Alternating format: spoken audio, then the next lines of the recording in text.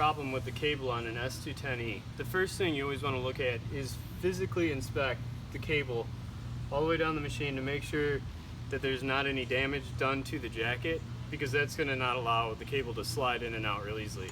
Here's a brand new cable, and the cable insert should slide real freely through the jacket. The next thing is down right up front.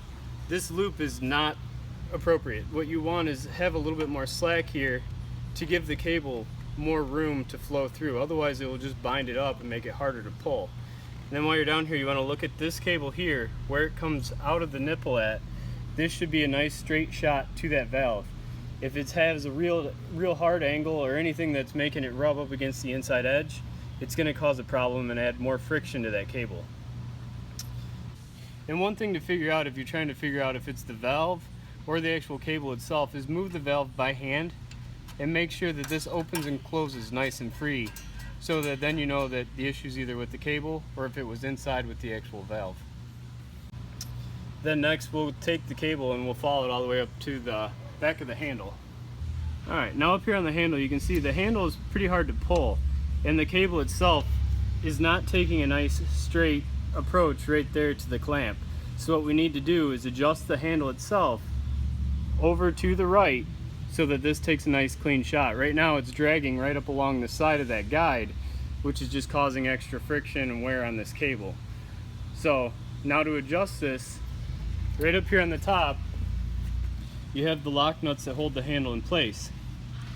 If we loosen up this inside one and tighten the outside, what it's going to do is draw the handle more to the right. So we'll do that until we get a nice alignment on the cable and that hole. So here we'll go ahead and do that. We'll loosen up the first one here. We'll do a little bit at a time and kind of see what we get.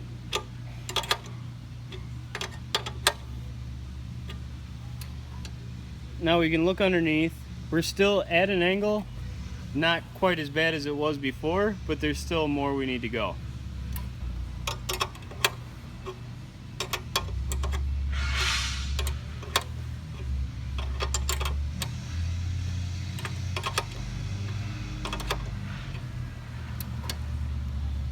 Still a whole lot better, but still just a little bit more.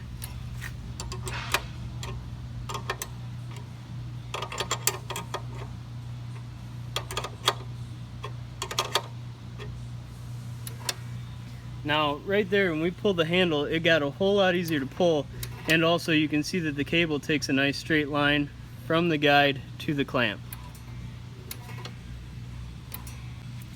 One thing to remember when adjusting these on both sides of the machine, that you don't need these lock nuts real tight. You just want them right close to that thing, because what it needs to do is allow the handle to go ahead and close shut so your stop switch still works.